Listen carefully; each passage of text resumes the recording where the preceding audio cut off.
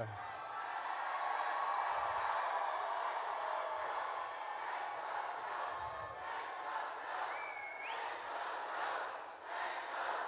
Well, thank you, thank you, thank you. And you've been, well, as my mother would say, God love you all. You got caught in the front pew, no way to stand, huh? Well, God love you. Well, thank you very much. Look, Macarena, thanks for that introduction. It's great to be at Florida Memorial University, one of the nation's great HBCUs.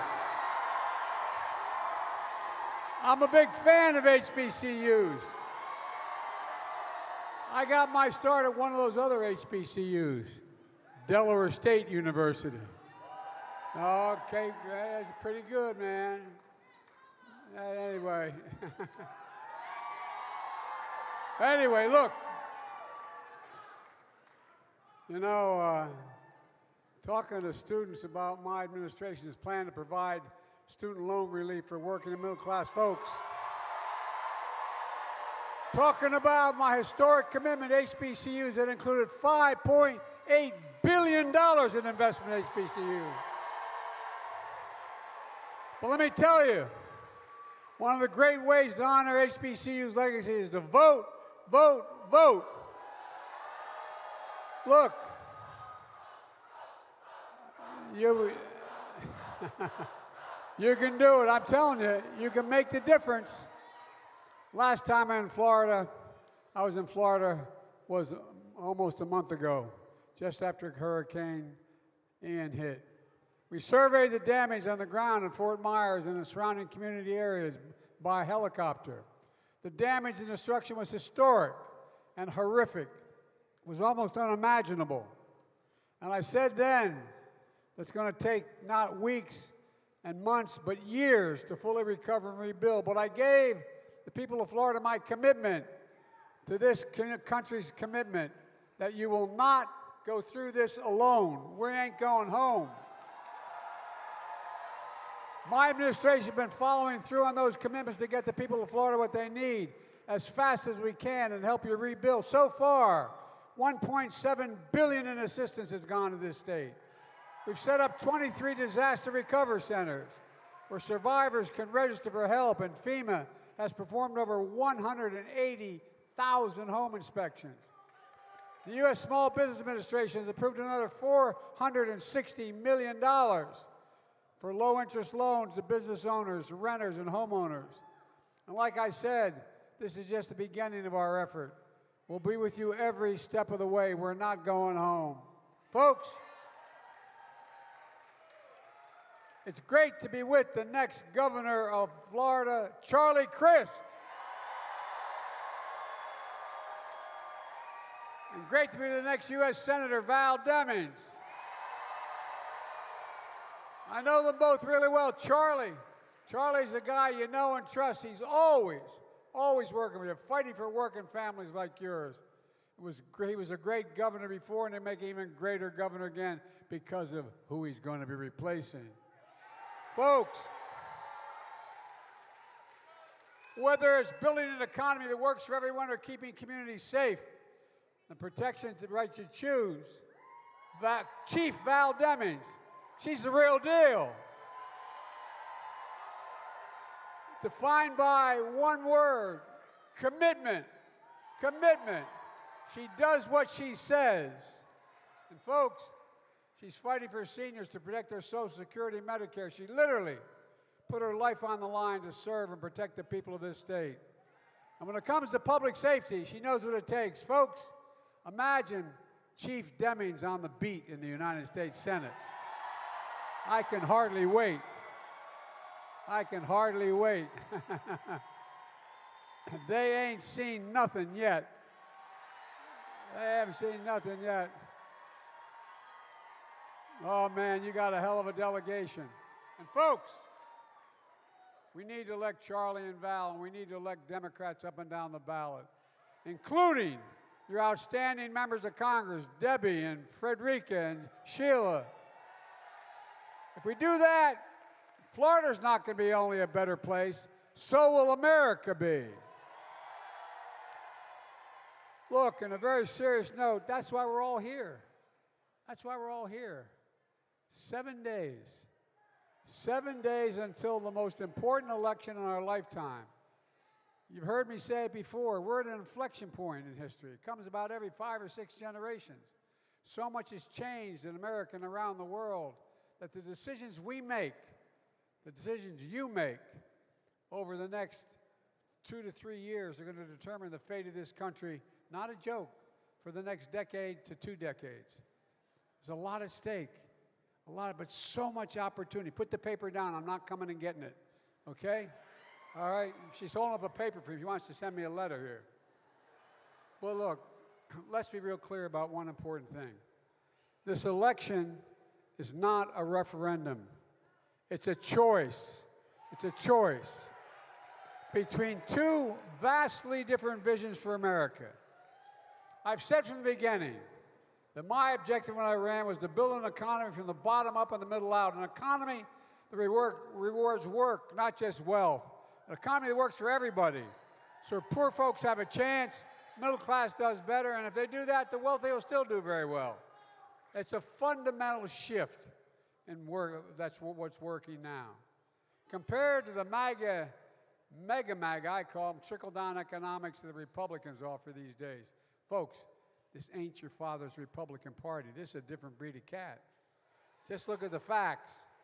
When I took office, the economy was in ruins. This is not because of me, it's because of what I inherited. My predecessor was the first president since Herbert Hoover to lose jobs. He had fewer jobs when he left office than when he came to office. Last president that happened to was literally Herbert Hoover. And look, here's the deal. Unemployment was at 6.4%. Hundreds of thousands of small businesses had gone out of business, closed, bankrupt. But today we're in a better place. 10 million jobs created since I took office. A record in any administration. And over 700,000 manufacturing jobs with good pay. Where is it written that we can't be the manufacturing capital of the world? I mean it. Think about it. Unemployment is down from 6.5 to 3.5%, the lowest in 50 years. Black, Latino, and Asian communities, unemployment is way down. 5.4 million Americans applied to start new businesses just since I've been off. 5.4 million, the highest ever in American history. Look, Putin's invasion of Ukraine sent gas prices soaring around the world. But because of the actions we've taken, gas prices are coming down here at home. They're down $1.25. I just passed the gas station on the way. $3.25 when it was $5 when I took off this summer. Ladies and gentlemen, here's the deal. It's a difficult time. Americans across the country have stepped up and are doing the right thing, but not everyone. The oil industry is not doing the right thing. They haven't met their commitment to invest in America and support the American people. One by one, major oil companies have reported their profits for the last 2 quarters. I mean, profits so high, it's hard to believe. Last week, Shell Oil announced that it made $9.5 billion in profit in 3 months, the 3rd quarter. 9.5. That's almost twice as much as they made in the 3rd quarter of last year. Exxon's 3rd quarter profits were $18.7 billion. Nearly triple what Exxon made last year. The most it's made in its entire 152-year history. In the last 6 months, while the rest of the country is going through hell, 6 of the largest oil companies made more than $100 billion in profits. $100 billion in less than 200 days. It's outrageous. And these companies are taking the average profits they've been making by refining oil over the last 20 years. If they were doing that instead of the outrageous profits they're making today, they could pass on the rest of us, the consumers. The price of gas would be down another 50 cents. They're the facts. Instead, They're buying back their own stocks because that's how the CEOs get paid. They're giving the profits to shareholders, the outrageous profits, and the windfalls of war. Yesterday, I made it clear the industry has a choice. Either begin to invest in America or pay higher taxes on your excessive profits and face other restrictions. You know, it's amazing. Even though my Republican friends in Congress seem to be hoping for a recession, the last week's GDP report came out. You know what it shows? The economy is in fact growing. In fact, the economy grew 2.6% last quarter. And although it may not feel that way, people's incomes went up the last quarter more than inflation. Economic growth is up. Price inflation is down. Real incomes are up. And gas prices are down. But here's the most important thing to me. Exports, what we make and export from America, are up, meaning we're making things again here in America. And today we're shipping products overseas instead of shipping jobs overseas, like we've been doing for much too long. You got it. There's nothing we can't do. And here's another thing. My predecessor, he promised to have an infrastructure week. For 4 years he promised infrastructure. It became a laugh line. Well, guess what? We're creating infrastructure decade. We're going to build America the way it should be built. Create once-in-a-generation investments in our nation's roads, highways, bridges, railroads, ports, airports, water systems, high-speed internet. And by the way, that includes a $16 million grant to the Port of Miami, which I'm sure your governor will take credit for somewhere along the line, to expand and upgrade its rail and cargo gates to make the port more efficient. Val Demmings voted for it. Her opponent voted against it. The American people are beginning to see the benefits of an economy that works for them. Families have more net worth than they did before the pandemic. Fewer families are behind in their mortgages, their credit card bills, and before the pandemic. And importantly, more Americans have health insurance than before the pandemic. And you know, we pay the highest prescription drug prices of any country in the world. Same manufacturer, same drug. You buy it in Miami and you buy it in Paris, and it costs considerably less if you buy it in Paris. By the same exact drug, the same manufacturer. And ladies and gentlemen, so without a single Republican vote in Congress, guess what? We Democrats took on and beat Big Pharma. For the first time, I've been trying for a year, we beat them. We flat beat Big Pharma. They spent millions of dollars trying to prevent it. I'm serious. I've been fighting these guys for a long time, man. Finally, with every single Democrat voting with us. And by the way, you know what one of the results is? We're capping out-of-pocket costs for prescriptions for seniors to $2,000 a year. Guess what? No matter whether they're paying $10,000, $12,000, $14,000 a year as they are for some cancer drugs, they're not going to have to pay a single penny more than $2,000 a year, period. And by the way, one more thing. If Big Pharma continues to raise drug prices faster than inflation, guess what? They're going to have to write a check to Medicare to cover the difference. No, that's the law. That's the law. By the way, last year, Big Pharma raised the price of 1,200 drugs they manufactured faster than the rate of inflation, and they didn't do a damn thing to make the product better. Same exact product. We're going to put a stop to that, I promise you. And one more significant change we just made. We're capping the cost of insulin for seniors on Medicare. You know how much it costs to make that insulin? The guy who invented it didn't patent it because he wanted it available for everybody. It cost $10 to produce it. And you know what the average price they're paying for it? $400. Well, guess what? They can't pay any more than, they can't get any more than $35 now. They'll make a good profit, no more. instead of paying $400 a month. Folks, this can be a lifesaver for people. And I'm going back to make sure it's $35 a month for not just people on Medicare, but for every single American. I promise you, not a joke. I'm going to give more than hell.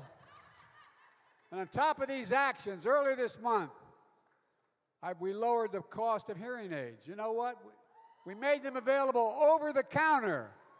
Places like Walgreens and Walmart, saving $3,000 a pair, hear me?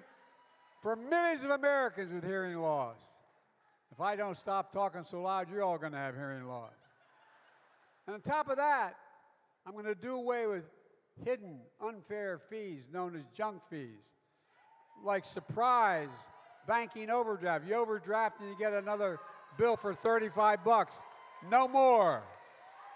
Excessive credit card rate fees you didn't know about at $50. No more.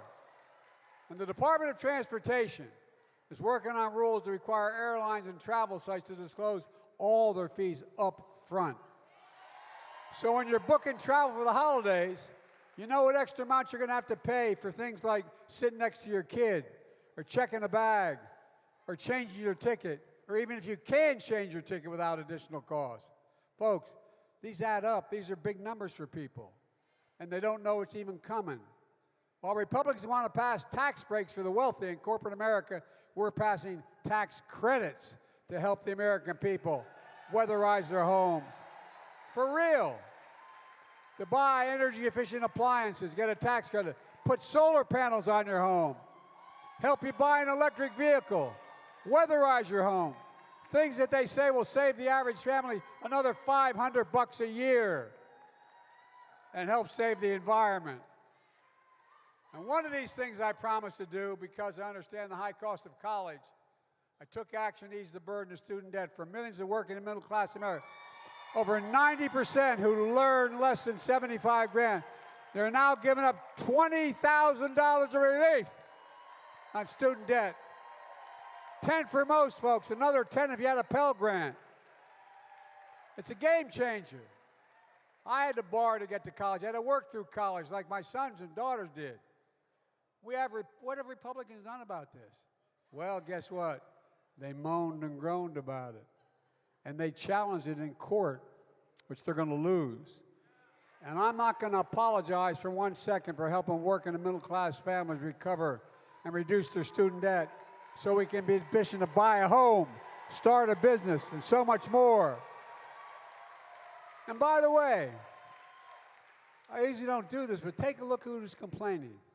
The same Republican officials who voted for the unpaid $2 trillion tax giveaway that mainly benefited wealthy Americans, the biggest corporations. I don't want to hear it from MAGA Republicans who sit in Congress today. And by the way, those same folks who are complaining in Congress, they had hundreds of thousands of dollars, even millions of dollars in the pandemic relief forgiveness loans, but they took it. They didn't attack it. Working middle-class Americans and student debt relief. For example, Marjorie Taylor Greene. Well, guess what? She took $180,000 in business loan forgiven. One of your congressmen right here in Florida, Vern Buchanan, said, our plan was reckless. Guess how much he got? $2.3 million for losses. Now look, how in the heck can they complain about that? We're trying to give students a break to be able to get out from under college debt. Look, folks, who in the hell do they think they are? And by the way,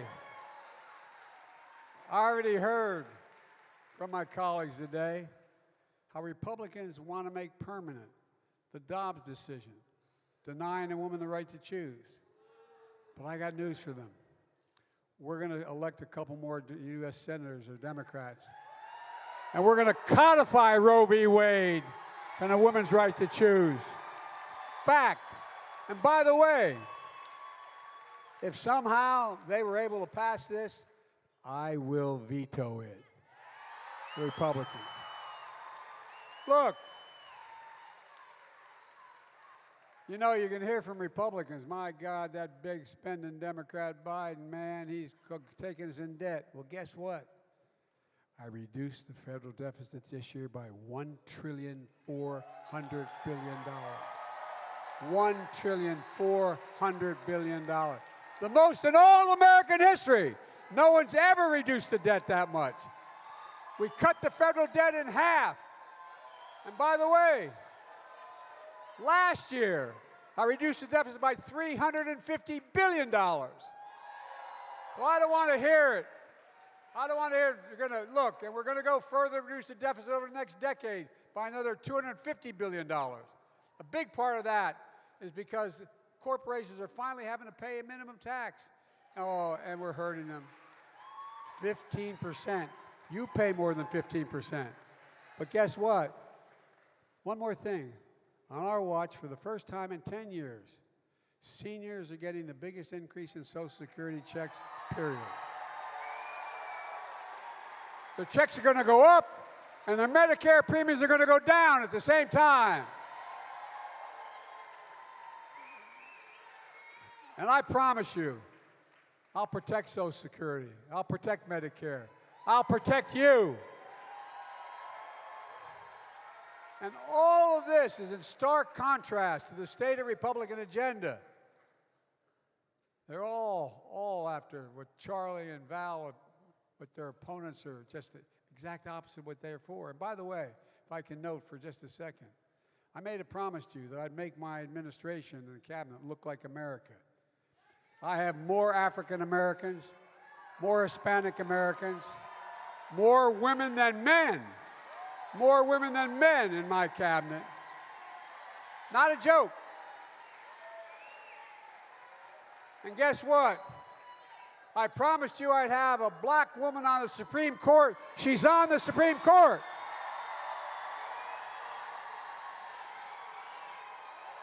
And she's smarter than the rest of them. Look, I have appointed more black women to the appeals court. No, hear me out.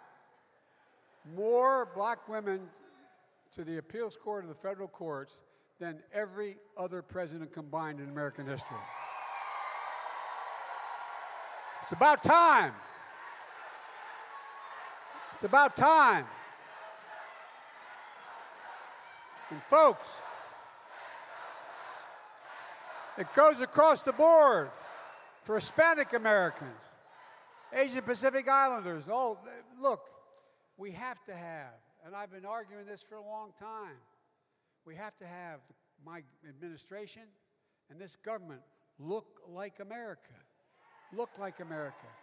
That's why we're so strong. That's why we're who we are. And folks, by the way, I might note parenthetically, there are more valedictorians in the major universities in America are women than men. Just a little thing. I went to the same university as my sister. I graduated. She graduated with honors, you know? Oh, you think I'm kidding? I'm not. Look, folks, Kevin McCarthy, he's the leader of the Republicans in the House of Representatives. Okay? The Republicans have, they're saying it out loud now. They're saying what they want to do. Thank God for small favors. And here's what they say. He says their number one priority is to do the following. Deny Medicare the right to negotiate drug prices. Oh, I'm serious. He wants to give the power back to Big Pharma so they can continue to rip us off with prescription drug prices. He wants to end the cap on prescription drug costs at $2,000 on Medicare. Gone. Gone. $35 a month cap on insulin for seniors. Gone. Savings on health care premiums of $800 for millions of Americans on the Affordable Care Act. Gone. And, of course, they still determined to repeal the Affordable Care Act overall, which means that anyone with a pre-existing condition would lose any access to health care. Folks, These protections are gone as well if the Republicans get their way. And look, tax credits for lower energy bills, gone. And the corporate minimum tax of 15% I signed into law, gone. Under the Republican plan, many of the biggest corporations will go back to paying zero taxes. Now, I think I'm making this up. It's a fact. In 2020, 55 of the Fortune 500 largest corporations made $40 billion in profit, and they paid zero in federal tax. That's their plan. It's reckless, it's irresponsible, it will make inflation worse, and it will badly hurt working class and middle class Americans. But that's not all. They're coming after your Social Security and Medicare, and they're saying it out loud. Your great Senator Rick Scott here in Florida. He's in charge of electing Republicans to the Senate. He laid out their plan clearly. He put Social Security and Medicare on the chopping block every 5 years. This means, listen closely to this, because it's deadly earnest. It means every 5 years, Congress will vote to cut, reduce, or completely eliminate Social Security or Medicare. If they do nothing, it goes out of existence. Not a joke. Then along came Ron Johnson, Wisconsin, the senator. He wants to do Scott one better. The argument among the Republicans is, should it be every 5 years or every single year? He thinks waiting 5 years is too long. He thinks Social Security and Medicare should be in the chopping block every single year. If Congress doesn't vote to keep it, the program goes away. This is not a joke. It's not just Social Security and Medicare. He wants to put veterans benefits, everything in the federal budget on the line. You know, to digress just a second, I lost my son not long ago. He was the Attorney General. He was a major in the United States Army, won the Bronze Star, the Conspicuous Service Medal. And because his hooch where he lived in Baghdad was next to a burn pit, just like those folks in 9/11, you know, that were exposed to all that toxic smoke. Well, guess what? They burned everything in those burn pits, from oil to human feces to everything. And he breathed that in for a year, and he died. More people are coming home with brain cancer. Glioblastoma was a death sentence. He made it for 19 months when he got home, but that was it. And guess what? We had a thing that was to make sure I made a commitment in my State of the Union that we take care of our veterans. Only truly, by the way, we have a lot of obligations, but it's the only truly sacred obligation we have, to equip those we send to war and care for them and their families when they come home. And guess what? We had to fight like hell to get it passed, and not all Republicans voted for it. It provided for health care for those veterans who were going through it, just like Agent Orange. And it also said those who died, their families could get financial help for that. Well, ladies and gentlemen, this is what we're doing, and now they're saying, these guys, they're saying they're not going to cooperate. They're not going to cooperate. If I don't agree to cut Social Security, Medicare, and other things, they're going to shut down the government, they say. At the end of the year, I know this is complicated stuff, but at the end of the year, every year, we have obligations of debt around the world. And we've never missed a payment, never once, not once. If we did, it would send the economy into a tailspin and a gigantic recession. Never once in all our history. You know what they're telling me? Unless I vote to reduce the benefits of Medicare and Social Security, they're going to threaten to take the country bankrupt. No, think about this. I mean, no, just think how totally irresponsible this is.